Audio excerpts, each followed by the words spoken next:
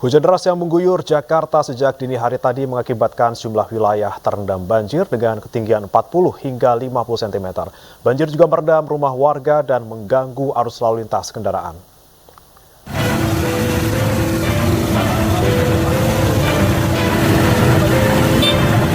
Hari ini Jakarta diserbu banjir. Sejumlah wilayah terendam hingga mengganggu arus lalu lintas. Di Kelapa Gading, Jakarta Utara, hujan deras membuat jalanan banjir dan membuat sejumlah kendaraan motor mogok.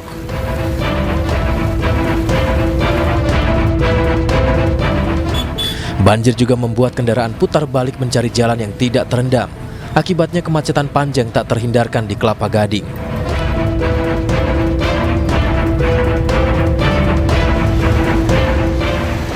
Tidak hanya di jalanan, banjir juga merendam rumah warga di kawasan Rawa Indah, Pegangsaan 2, Kelapa Gading, Jakarta Utara. Ketinggian banjir mencapai 60 cm. Ada 966 jiwa di RT 6 RW 3 yang terdampak banjir. Dalam musim banjir ini bulan Februari ya, awal Februari itu udah 3 kali, Pak. 3 kali? Nah, ini ketinggian banjir ini berapa sentimeter, Pak? Ini kurang lebih di depan sana, di pinggir kali itu kurang lebih ya 60 ada itu, 50-60 lah.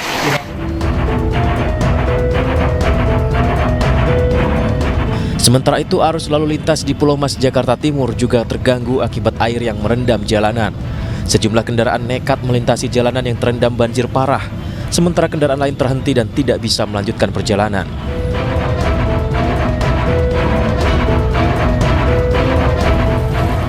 Beberapa karyawan yang akan berangkat bekerja terpaksa menggunakan perahu agar bisa tiba di kantornya.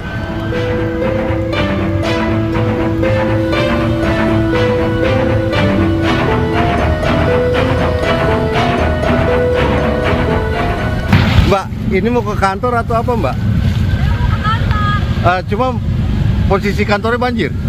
Banjir kayaknya sih, Pak. Makanya ini naik perahu atau gimana tadi minta dijemput? Ya, tadi minta tolong teman buat infoin buat dijemput ke perahu. Iya. Namanya siapa, Mbak? Intan. Ya, kasih.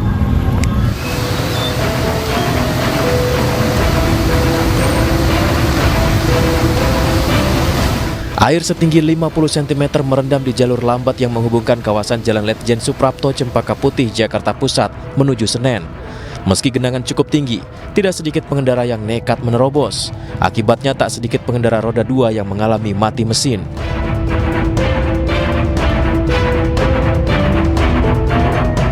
Tim Liputan iNews melaporkan. Dan kita akan bergabung bersama rekan kami Anggita Maura di kawasan Kelapa Gading, Jakarta Utara untuk informasi terkini terkait dengan banjir yang ada di sana. Selamat sore Anggita, berapa ketinggian banjir di tempat Anda melaporkan saat ini? Ya, selamat sore Bremana dan juga Pernisa. Akibat dari hujan deras yang terjadi pada Rabu malam, kawasan di Jalan Kelapa Hybrida Raya, Kelapa Gading, Jakarta Utara saat ini terendam banjir sejak tadi pagi hingga sore ini. Air dengan ketinggian 50-70 cm ini mengakibatkan para kendaraan pun sulit melintasi kawasan ini dan terjadi juga penutupan jalan di salah satu kawasan ini. Akibat dari banjir ini juga membuat para warga pun sulit beraktivitas dan kendaraan yang lalu lalang pun ikut terganggu.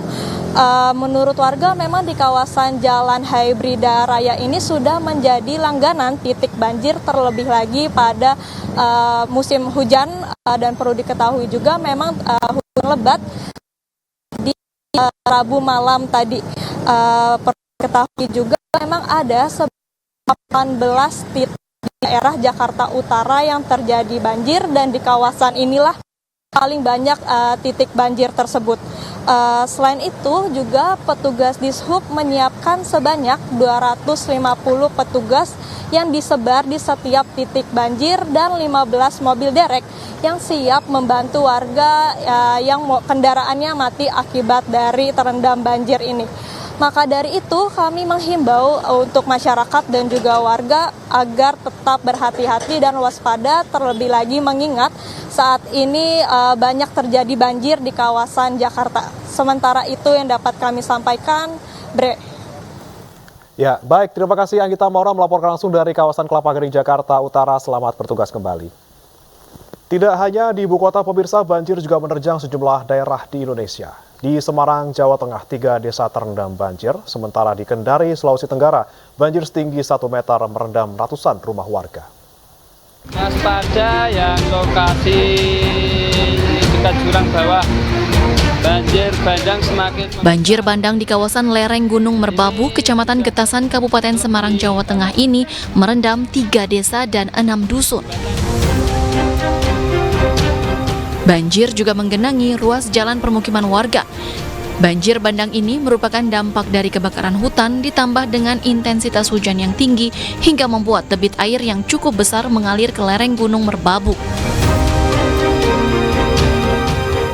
Petugas BPBD Kabupaten Semarang bersama warga berupaya mengurai material tanah, bebatuan, dan ranting yang menyumbat saluran air.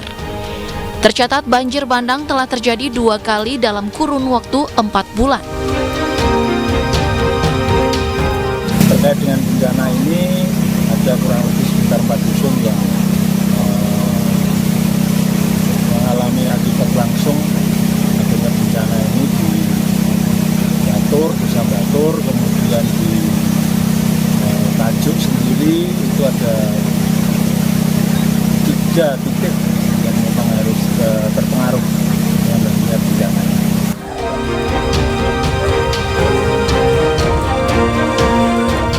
Warga yang rumahnya kebanjiran berjibaku mengeluarkan harta benda mereka yang berada di dalam rumah agar tidak terseret aliran arus banjir. Kasihan habis dalam rumah, tidak ada orang. Kita meminta tolong yang siapa, waktunya orang tidur. Kesan yang tolong. Ini sudah sering banjir di sini atau? Sering banjir. Sering. Kalau hujan deras? Iya. Banjir lagi? Sering. Habis semua apa-apa. Banjir ini terjadi akibat luapan kali Kampung Salo lantaran tingginya intensitas hujan selama 3 jam dan bersamaan dengan air laut pasang. Ratusan ini kayaknya, Pak. Karena dari ujung mulai lorong Lepis turun ke asrama-asrama TNI, semua kondisinya tenggelam. Ini yang diakibatkan oleh curah hujan tinggi bertepatan dengan air laut naik. Warga berharap pemerintah dapat mengatasi permasalahan banjir yang terus terjadi selama 2 tahun terakhir. Dari Semarang, Jawa Tengah dan Kota Kendari, Sulawesi Tenggara, Febriono Tameng dan Lurisa Lulu, iNews melaporkan. Sedikitnya 20 rumah warga di 2 kecamatan di kawasan Gunung Kidul, Yogyakarta rusak parah akibat terjangan angin puting beliung. Kerusakan rata-rata terjadi di bagian atap rumah yang terhempas oleh angin. Puting beliung Mbak ini, Pak. Kapan lewat padu hujan deras. Sebuah video amatir milik warga menunjukkan detik-detik bencana angin puting beliung yang melanda kawasan Gunung Kidul, Yogyakarta. Akibat peristiwa ini, sedikitnya 20 rumah dari 2 kecamatan, yaitu Kecamatan Pelayan dan Kecamatan Patuk, rusak parah. Selain itu, puluhan pohon besar juga tumbang karena angin kencang. Menurut warga, terjangan angin puting beliung terjadi saat setelah hujan angin di kawasan ini. Di depan mau pas jagung, kan hujan terus saya masuk mau nutup pintu, godot gitu, saya kan keluar lagi, keluar udah takut, saya nangis jerit-jerit, saya takutnya gitu, terus saya lari ke tempat Pak Dukonya ya sama aja Bu bilang gitu, terus saya lari ke tempat anak saya. Jadi dia sempat melihat anginnya itu, Bu? Iya, muternya begini gitu. Ternyata dampaknya banyak rumah ada dari 12 kecamatan, antaranya Patok dan Pelayan itu ada 20 rumah yang terdampak, rata-rata atap serta ada pohon tumbang mengenai emperan. Usai kejadian, sejumlah warga bergotong royong membersihkan atap rumah dan memperbaiki bangunan yang rusak serta mengevakuasi pohon tumbang di sekitar lokasi. Dari Gunung Kidul, Yogyakarta, Kismaya Wibowo, iNews melaporkan. Keinformasi lainnya pemirsa, Komisi Pemilihan Umum atau KPU menggelar rapat pleno terbuka rekapitulasi penghitungan perolehan suara pemilu 2024 secara nasional. Rekapitulasi nasional akan dimulai dari suara pemilu di luar negeri, di mana Komisi Pemilihan Umum telah merampungkan rekapitulasi Pilpres di 11 PPLN.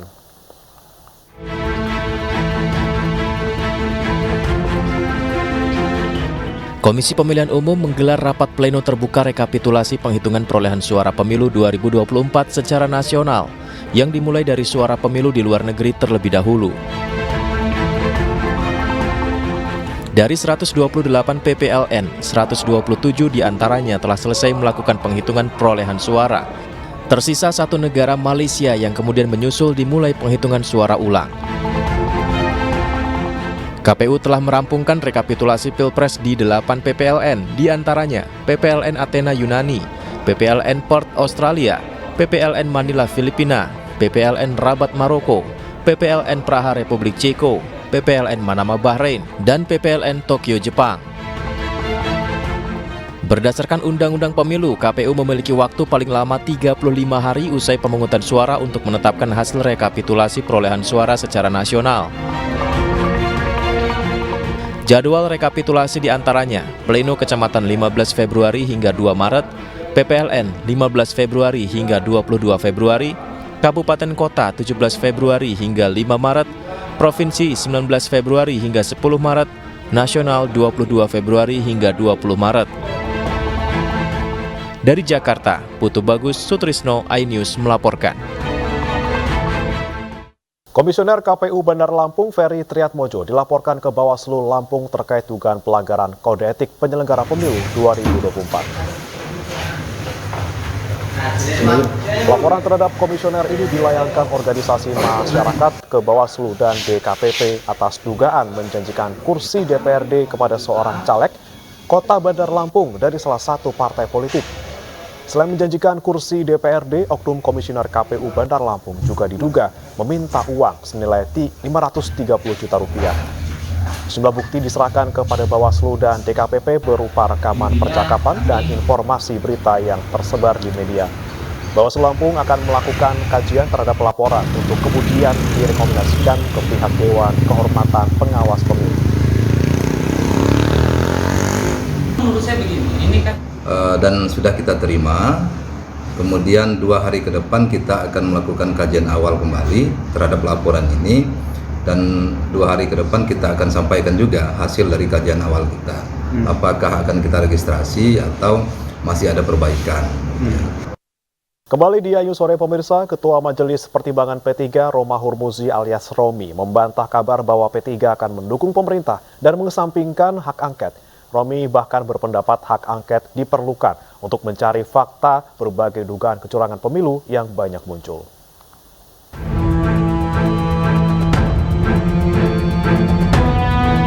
Partai Persatuan Pembangunan menyatakan sikap akan mendorong hak angket DPR untuk mengusut dugaan kecurangan penyelenggaraan pemilu 2024.